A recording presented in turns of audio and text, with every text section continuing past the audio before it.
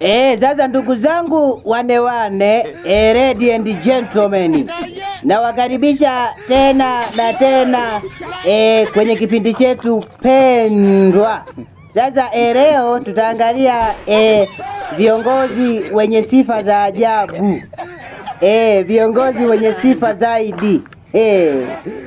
Kuna viongozi wana sifa nyie, wana sifa. Sasa leo tutaangalia hii listi ya viongozi wenye sifa zaidi. Sasa sitaki kukuchosha na wewe usinichoshe sana mimi.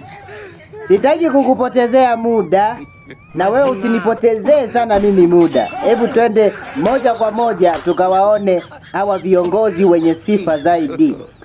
Tukianza na namba 10. Kura chuma hicho.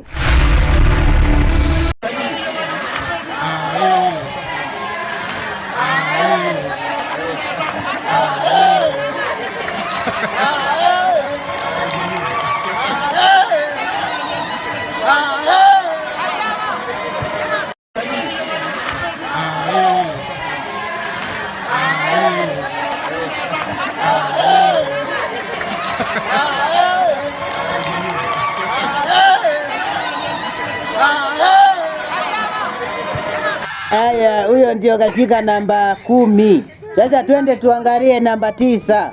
Kura chuma hicho.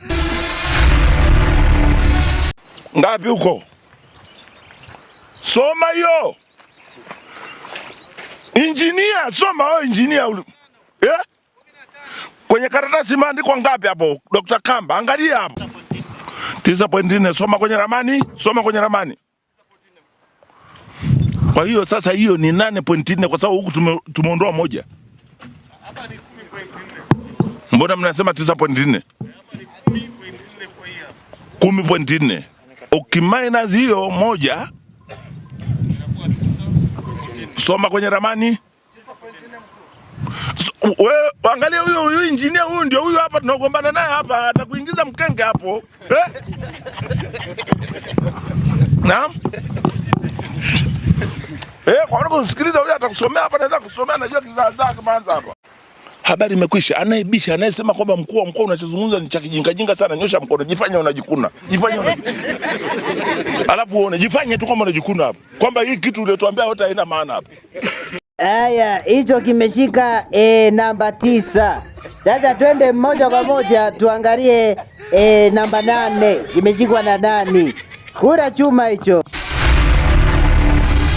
Alivunjiki baraza, alivunjiki hapa. Alivunjiki. Tutaona mpaka kujika. Tutaona mpaka kujika. Leo hapa alivunjiki. Kwa mtu mmoja sawa umeokoa watu wote. Hata kama mtu anakufa katika nchi yako, serikali haina habari. La, mimi inanisaidia nini? Hivyo la, mimi inanisaidia nini? Ndege mimi inanisaidia nini?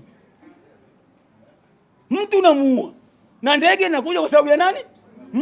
Mtu anauliwa, serikali haina habari. Halafu mimi nikae niwe CCM mimi?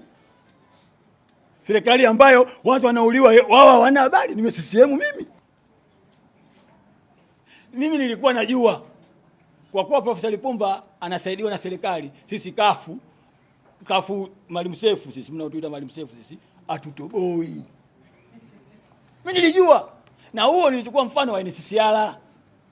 Kwa sababu wakati Mrema alikuwa ndio yuko na wanachama, lakini Mheshimiwa Malando alikuwa sasa huo ndio mwisho, lakini usikose sehemu ya pili, part 2. Ili kujua namba 1 imeshikwa na nani kati ya viongozi wenye sifa zaidi au viongozi waliochekesha zaidi. Usisahau kulike, kushare, kucomment na kusubscribe chaneli yetu ya Ndui Media. Asanteni sana ndugu watangazaji.